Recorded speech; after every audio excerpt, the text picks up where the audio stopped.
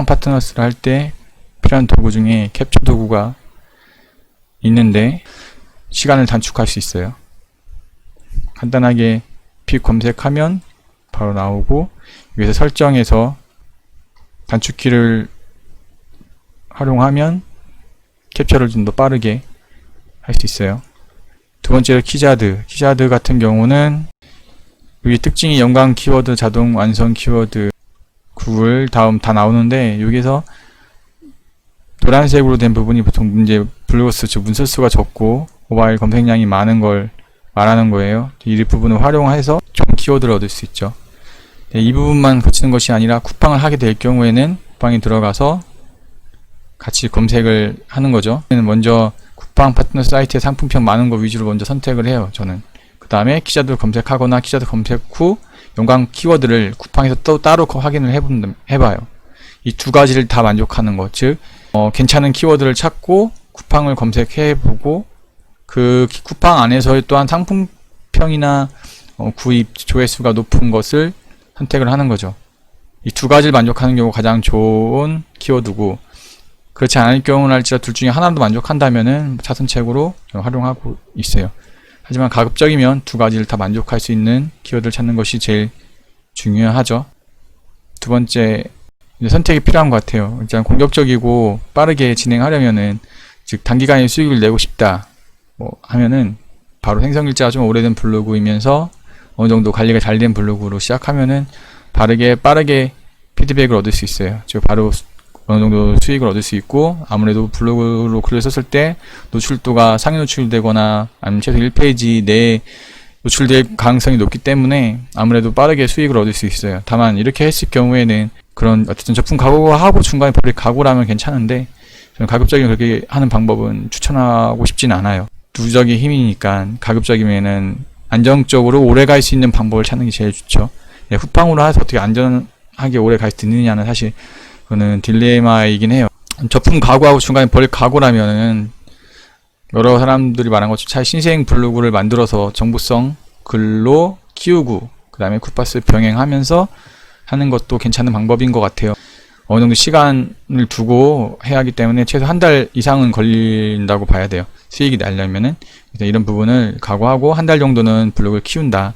키우면서 쿠팡 파트는 조금씩 적용하고 두 번째 달부터는 좀 더 본격적으로 관련된 링크 글을 쓰는 게 좋죠. 이 글뿐만 아니라 모든 거의 핵심은 블로그의 강점을 최대한 활용하는 거죠. 즉 블로그는 글이 계속 사이트로 누적이 되고 이게 계속 살아있다 할 수는 없지. 어느 정도 또 최신 글 위주로 노출되는 경향이 있긴 하지만 결론적으로는 누적의 힘을 활용해서 그 글이 계속해서 쌓일 수 있게 하는 게 장점이죠. 그 부분을 활용하는 거. 그러려면 블로그가 죽지 않아야 되고 계속해서 누적할 수 있도록 또 안전하게 갈 수 있는 방법을 찾는 것이 관건인 것 같아요. 어떤 블로그를 키우고 지수를 짜는 작업을 우선으로 하면서 쿠팡 파트너스를 병행하는 걸 추천드립니다.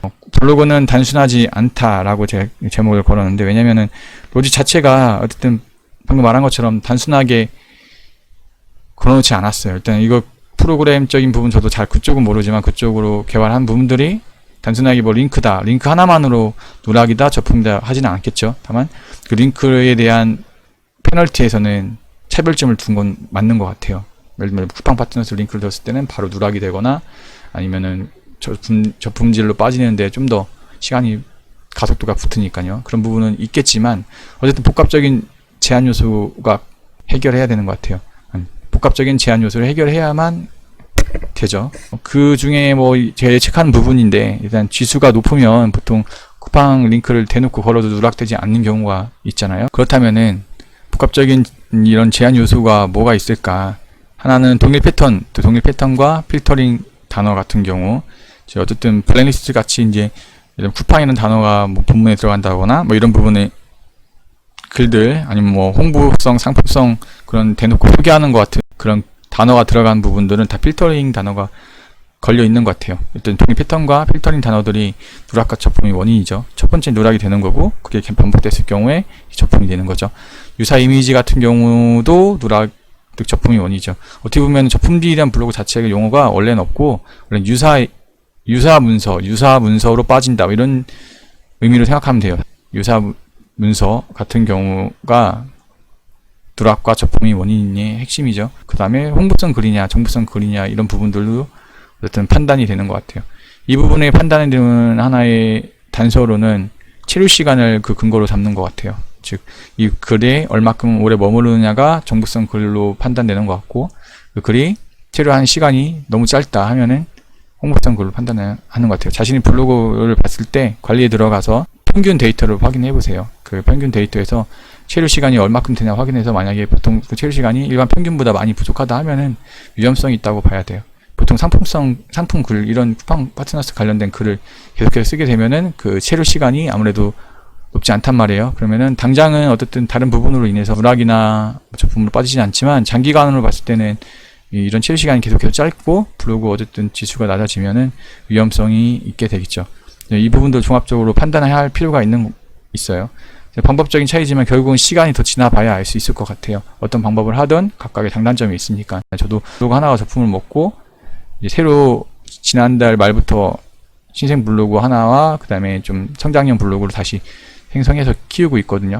신생 블로그 같은 경우는 어쨌든 정보성 글로 어느 정도 글을 좀 쓰고 이제 얼마 전부터 쿠팡 파트너스 관련된 링크를 달고 있어요.